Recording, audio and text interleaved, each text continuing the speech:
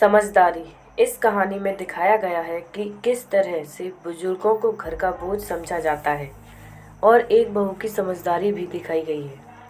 महेश दास जी की कोई सरकारी जॉब तो नहीं थी, लेकिन गांव में जो पुश्तैनी जमीन थी उसी में खेतीबाड़ी करके अपने परिवार को पाला और खूब मेहनत करके अपने दोनों बच्चों को उच्च शिक्षा दिलवाई और आज उन्हीं की बदौलत दोनों बच्चे उच्च सरकारी पदों पर थे।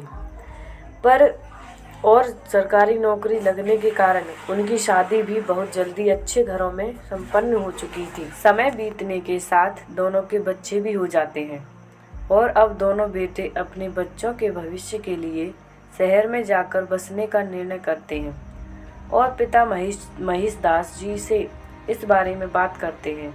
वह भी दोनों बेटों के निर्णय से सहमत हो जाते हैं, लेकिन वो खुद शहर जाकर रहने से यह कहकर मना कर देते हैं कि हमें कहाँ शहर का वातावरण रास आएगा, हम तो गांव में ही ठीक हैं। दोनों बेटे पिताजी के फैसले पर सहमत हो जाते हैं और उनको हर महीने खर्चा भेजने की बात कहकर अपने परिवार के साथ शहर में बस जाते हैं। अब जब तक महेश दास जी जीवित रहे तब तक उनकी पत्नी सुनीता जी भी गांव में ही रहीं, लेकिन पति की मृत्यु के बाद उन्हें अकेलापन खाने लगा और बुढ़ापे की वजह से बीमार भी रहने लगी। जब पड़ोसियों ने कहा, अम्मा जी अब बुढ़ापा आ गया है, अब आप अपने बेटे बहू के पास जाकर क्यों नहीं रहती। सुनीता जी को भी अपने पड़ोसियों की बात सही लगी और उसने अपने दोनों बेटों को खबर भिजवा दी कि उसे लेने आ जाए। तो उनका बड़ा बेटा विजय उनको शहर ले आया और आदर भाव से अपनी माँ की सेवा करने लगा। लेकिन विजय की पत्नी किरण को अपनी सास का यहाँ आना बिल्कुल पसंद नहीं आया, क्योंकि अब उसकी आज़ादी में खलल जो पड़ने लगी थी और उनकी सेवा करनी पड़ रही थी। उन्हें समय पर दवाइयाँ देना, डॉक्टर को दिखाना। सुनीता जी की इच्छा होती थी कि उनकी बहू थोड़ी देर उनके पास बैठे, उनसे बातें करे, लेकिन अब तो आए दिन किरण अपनी सास को लेकर विजय से झगड़ा करने लगी। विजय उसको खूब समझाता कि कल को तुम्हारी भी बहू आएगी, माँ के जैसा तुम्हारा भी बुढ़ापा आएगा, तब तुम्हारा क्या होगा। लेकिन किरण उनकी एक बात भी न सुनती और एक दिन किरण ने साफ साफ कह दिया कि आप तो भाई हो, तो माँ की जिम्मेदारी हम अकेले क्यों उठाएं। अब से माँ जी 6 महीने हमारे पास और 6 महीने अपने छोटे बेटे के पास रहेंगी। अब विजय बेचारा क्या करता। अब दोनों भाइयों की आपसी सहमति से ऐसा भी हुआ। अब बेचारी सुनीता जी 6 महीने बड़े बेटे और बहू और 6 महीने अपने छोटे बेटे और बहू के पास रहने जाती कि बुढ़िया तो गंदगी कर देती है, उसे ढंग से खाना खाना नहीं आता, दिन भर परेशान करती रहती है। इन्हीं तमाम बातों को लेकर विजय भी अपनी पत्नी के व्यवहार से बहुत दुखी रहता था, लेकिन पत्नी के आगे उसकी एक न चलती। विजय का इकलौता बेटा आयुष भी अपनी माँ के दादी के प्रति व्यवहार से बहुत दुखी रहता था। वह अपनी दादी का खूब ख्याल रखता और ऑफिस से आते ही सबसे पहले अपनी दादी के पास जाता और दादी जिस चीज़ के लिए भी कहती वो ला कर देता था। आयुष का अपनी दादी के प्रति स्वभाव बहुत अच्छा था। आयुष की सगाई भी 3 महीने पहले ही उसी के ही ऑफिस में साथ काम करने वाली रागिनी से तय हुई थी और 1 महीने बाद ही दोनों की शादी होने वाली थी। लेकिन आयुष का शादी की ओर कोई ध्यान नहीं था, क्योंकि वह रोज रोज अपनी माँ और दादी के झगड़े से परेशान रहने लगा था।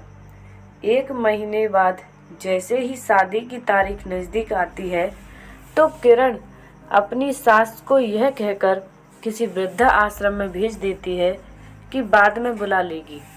अभी यहाँ शादी के माहौल में उनकी देखभाल कौन करेगा। किरण के आगे किसी की एक न चलती और सुनीता जी को वृद्धाश्रम भेज दिया जाता है। शादी होने के कुछ दिन बाद जब आयुष की पत्नी आरती को पता चलता है कि दादी माँ वृद्धा आश्रम में है, तो वह दादी को वापस लाने की जिद करती है।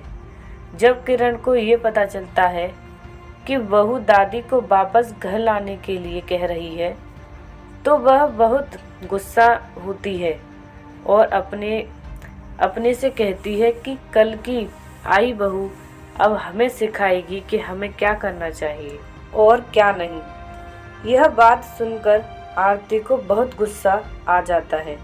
वह अपनी सास से कहती है, माँ जी, आपकी सास के तो 2 बेटे हैं, इसलिए 6 महीने इधर और 6 महीने दूसरे बेटे के पास रहती हैं और आखिर में आपने उनको वृद्धाश्रम भेज दिया।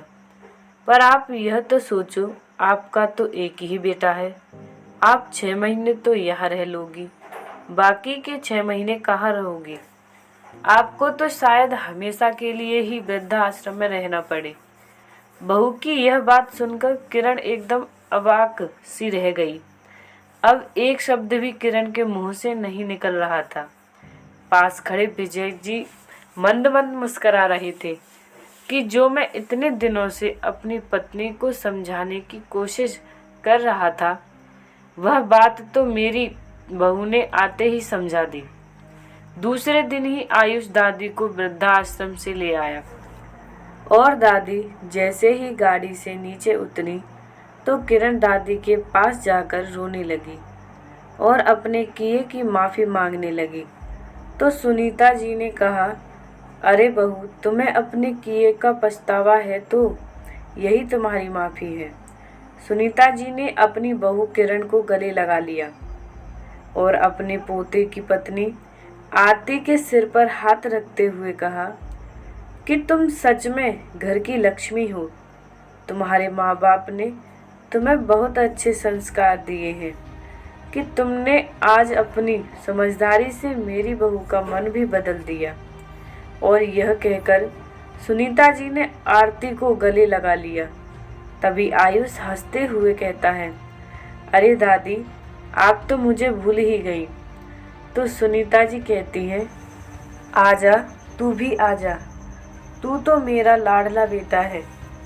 दूर खड़े विजय जी के आंखों में खुशी के आंसू आ जाते हैं और मन ही मन सोचते हैं कि बहू की समझदारी से आज हम सब साथ हैं और साथ ही भगवान का शुक्रिया कर रहे थे।